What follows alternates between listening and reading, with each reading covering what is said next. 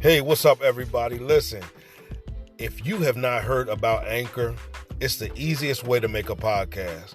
Let me explain. Number one, it's free. Yeah, I got your attention now, right? Number two, there's creation tools that allow you to record and edit your podcast right from your phone or computer. Number three, Anchor will distribute your podcast for you so it can be heard on Spotify, Apple Podcasts, and many more. Number four, you can make money from your podcast. That's right. You can make money from your podcast with no minimum viewership. Number five, it's everything you need to make a podcast in one place. So right now, download the free Anchor app or go to anchor.fm to get started.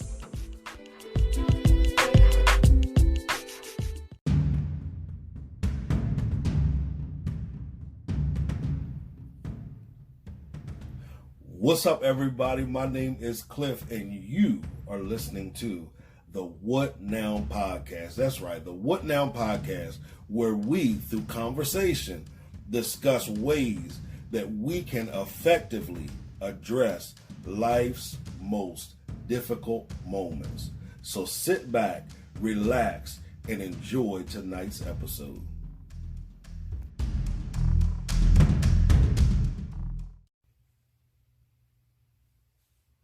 Welcome back. That was corny, but hey, it's me. How's everybody doing on today? My name is Clifton Pettyjohn. For the sake of the podcast, you can call me Cliff. And as the intro said, you are listening to the What Now Podcast. I want to thank you for listening. If this is your first time listening, please do not hesitate to go back and listen to our previously recorded episodes. It's going to give you a little backdrop on who I am and why we even started the podcast, and then listen to our bonus episodes. Our bonus episodes are from conversations that I had on my radio show, Transformation Radio, where we transform lives through purposeful conversations. But I'm going to be sharing some of that content here on our podcast. But thank you for joining us on tonight. Real quick, I want to jump into the subject we're going to talk about. It is 2020, and we are about 3 weeks into 2020. When I'm recording this, I want to send a special shout out to my baby girl, Imani. That's my baby. I call her my niece because her mom is like a sister to me. We're really cousins, but this young lady came into my world 3 years ago on the 26th and completely changed my thought process. And y'all, she thinks that I was just created for her. She tells people I'm her Cliff. That's what she calls me, my Cliff. Not Cliff. Sometimes she calls me my Cliff. So happy birthday, Imani. I pray that you enjoy this birthday, and I pray that this is the greatest year of your life. And I pray that if you listen to this years later, I want you to understand that the greatness that you are walking in right now was seen far before you were born. Live your best life, and don't let anybody put limits on you, including yourself, all right? So let's get to the subject at hand tonight. It is 2020, as I said. We are 3 weeks into 2020. Some of you created some goals, some objectives. Some of you had some ideas of how you wanted 2020 to be. Some of you created resolutions. Some of you got gym memberships. Some of you did whatever it is. You went and you bought healthier food. You did whatever you had. I'm going to write this book this year. I'm going to launch this business this year. I'm going to launch this ministry this year. New year, new me. I'm getting rid of everything that doesn't look like what I desire for it to look like. We were hyped coming in. The ball dropped. And as the ball dropped, we still were hyped because we already knew we're going to hit the ground running and let's do this thing. And as I said, we're 3 weeks in. And for some of us, we're already modifying our goals. We're already looking for 2021. We're already ready to give up on this year. I even saw a post that made me laugh. That made me laugh. It said, my 2020 begins in February. January was just a pre-2020. And I laughed about it, and then I began to think about it. I don't want anybody to stop doing what you were doing or to attempt to modify your plans just because things may not appear to be going the way that you desire for them to go. You may be looking for results. Your goal that you set may be long term, but you're expecting short-term goal expectations, or you're expecting short-term goal results for a long-term goal. What you have to understand is, and I talk a lot about this, I talk about momentum. And I feel like in life, many of us never allow anything to gain the momentum that is needed in order for us to experience the success that we desire and the success that we, can identify as success in our life. What we do is we'll try it for a moment, and then all of a sudden it doesn't work the way we want it to work, and we're ready to give up on it. This must be the year that we do not treat our goals, our objectives, our lives, our ministries, our businesses, whatever it is, that we don't, even relationships, we don't treat them like that. This has to be the year where we put together a plan, or not even just put together a plan, we execute a plan that will have perpetual momentum, perpetual momentum, perpetual momentum, perpetual momentum, momentum past the present. And I don't want us to connect our goals to our emotions. Sometimes when we connect our goals to our emotions, then based upon how we feel at that moment determines if we're going to execute what needs to be executed in order for us to experience the success that we desire for that goal or in that moment. I want us to understand that our emotions need to be subjected to us, not us subjecting to our emotions. And I'm talking to myself because sometimes I am a person that finds myself subjugating to my emotions. And if my emotions aren't in it at that moment, then I just don't want to do it. That's not a good sign. That's not a good sign. We have to be emotionally intelligent. Emotionally intelligent. Now, here's some of you going to get mad with me. Cliff, are you calling me dumb? Absolutely not. I'm not calling you dumb. I'm talking to me too. We have to exercise emotional intelligence in every area of our lives, especially the areas where we have allowed our emotions to take charge. I want you to really look back over your life. Really be honest now. And again, I always say this, anytime I'm doing anything, whether it's through the Transformation Center, which is my faith-based community, whether it's through Clifton and Pettyjohn Ministries, which is the personal teaching, preaching, and outreach ministry of me, whether it's through my coaching services, whether it's through the radio show or the podcast, we are a safe space. You can drop your title, you can drop preconceived notions, you can drop all the things that you've been taught that you need to front and pretend on, and you have the right to be you. That's right. We want you to be you, authentically who you are. We want you to be free to express who you are. That's the safe environment or the secured environment that we are. So let's be real about it. There are some areas of our lives that we have allowed our emotions to rule over instead of us ruling over our emotions. And I'm going to tell you this too. Some of you have even tried to take charge over those areas that you've allowed your emotions to reign in. However, now you've given up on that. And the reason why you've given up on that is because you feel, man, it's just too hard. It's just too hard. It's just too hard for me to gain access to that again, or to gain access to that authority again. It's not that it's too hard. It's simply that you need to either condition yourself or recondition yourself as it relates to your mindset concerning it. There's nothing that you cannot master. There is nothing that you cannot master. However, you have to believe that you have the ability to master it as opposed to you allowing it to master you. Sometimes we've allowed things to master us so long that we have become subject to the authority that we have given it. The reality is it doesn't even have the authority. We actually have the authority. We've yielded our authority to it. So what are you saying, Cliff? All I'm saying is we are not going to lose momentum this year. Yes, some things may have happened that we view as unfavorable, as unfair, as bad, as the worst thing that could possibly happen in 2020. But the reality is, yes, it happened. But what are you going to do about it? What are you going to do about it? How are you going to address it? How are you going to face it? How are you going to take the lessons you learned from it now to continue to create the masterpiece that you originally planned to create at the beginning of the year and the end of last year? That's what's going to determine the results that you get, is you understanding.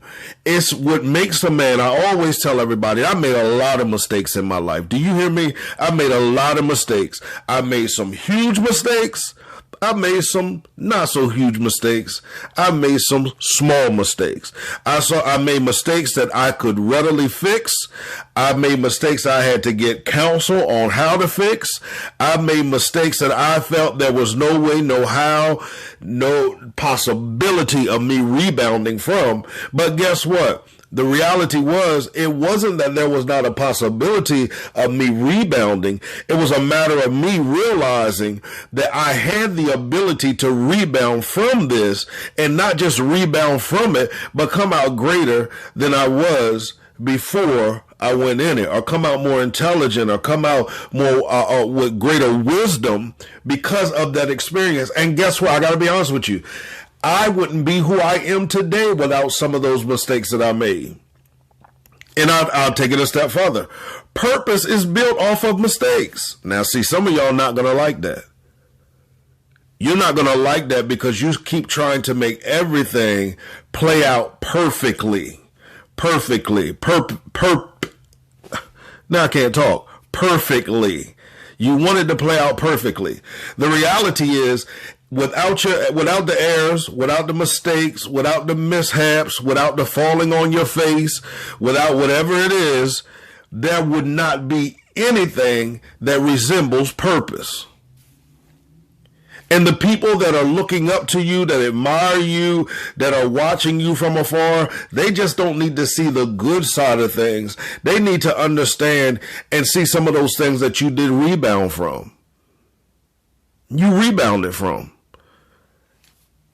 So I encourage you on today to understand, I don't care what has happened. I don't care what it looks like, what it sounds like, what it feels like, what it tastes like, what it may be like. You cannot stop this year. You cannot stop this year. You can pause, catch a breath, get you a drink, recalibrate yourself, hydrate yourself, whatever it is that you have to do, replenish yourself. But after that quick pause, you need to continue on. Why? Because momentum is only gained when we continue. When we keep starting and stopping and starting and stopping, then momentum has to be rebuilt up. And the reality is that many times, how many of you have seen this online? There's a picture of a man with I think it's like a pitchfork, and he's hammering and hammering at this wall. I guess he's in some type of cave. Have you ever felt like you were in a cave and you couldn't just break out? You don't see any break of light. You don't see any possibility or any hope. Have you ever found yourself positioned like that? So this man, he's hammering and he's hammering and he's hammering, and he can't see the other side of things. And many times we can't see the other side of things, even though we know what our goal is. We know, even those of us that have received prophetic words, or God has shown us in dreams and visions what it is that he desires for us to do and what he's called and created us to do. Sometimes we can be so distracted by the darkness that we can't see the light on the other side. We become so fearful of the darkness that we don't see the possibility of light. So he keeps digging and digging and digging. And then the picture is showing how close. He's probably 4 or 5 hits away from a break of day, from seeing light shine through his darkest moment. However, he gives up and walks away. and submits to the darkness instead of realizing, or even the captivity, because it looked like he was caged into something. Have you ever submitted to something that you were meant to conquer? I'm not trying to preach today, but that's the reality of it. You are 1 hit away from, 2 hits away from, 3 hits away from, 4 hits away from your greatest breakthrough, from light being able to shine in your darkest moment. Don't you dare put that fork down.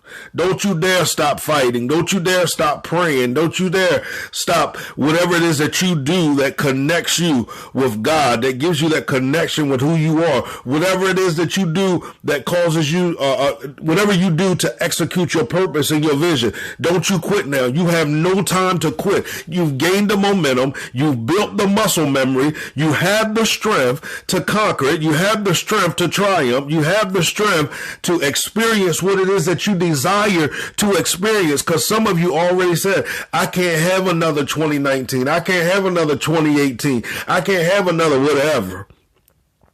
And then some of you that were successful in those years, you still understand the value and the measure of success that you experienced in those years. So anything less than that is stagnation. Why? Because we learned a long time ago, if you've taken my webinars or my seminars or my workshops, or you heard me speak or teach, or you read my book, From Stagnation to Transformation, visit www.cliftonpettyjohn.com/transformation and purchase the book. But if you heard me talk about stagnation, stagnation is not that you are standing still. Stagnation is not that you are not producing. Stagnation is producing at a level or in a dimension that is disrespectful to the purpose that is in your life, or disrespectful to your creator, because he's the one that created you and put that investment inside of you.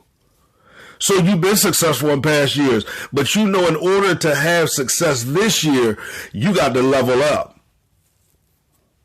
There's got to be some leveling up. There's got to be some shifts and transitions that you have to take place in your life. And sometimes in the beginning of the year, some people say everything that could go wrong does go wrong. I'm not talking about that. But I'm talking about when you are faced with some of the things that oppose that which has been promised to you, that which you have planned for, all of those things. What are you going to do with it? Are we going to gain momentum this year? Are we going to stop now and say, man, when 2021 come, that's going to be my year. When February 1st comes, and now by the time you hear this, you're going to be in February, because I'm probably not putting this out before February, but even with February, when March come, it's going to be my year. No, it's not going to be your year tomorrow. It's not going to be your year next month. It's not going to be your year any other time. It's your year right now. Maximize your now. Maximize your now right now, and continue to produce the momentum that is needed in order to yield the results that are connected to the greatness that's inside of you, that are connected to the purpose that is inside of you, that are connected to the essence of your creation. Be blessed.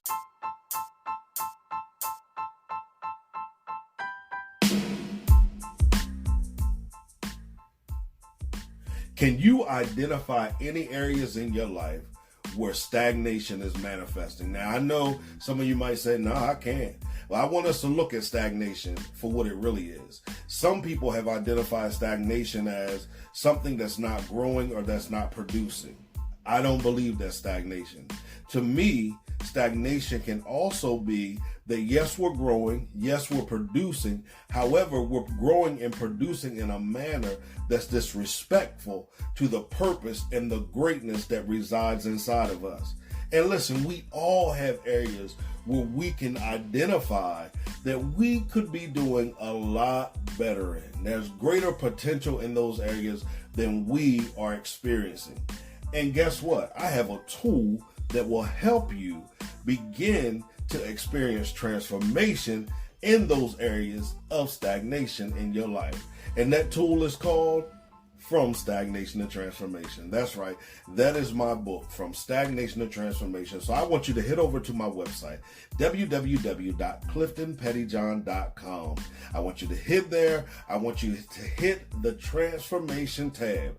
There you're going to find a free preview of my book. That's right, a free preview of my book. And I promise you, after you read the preview, you're going to want to invest in your personal transformation through purchasing the book. So again, head over there, purchase the book. Let me know you purchased it. Here's what I always say, guys.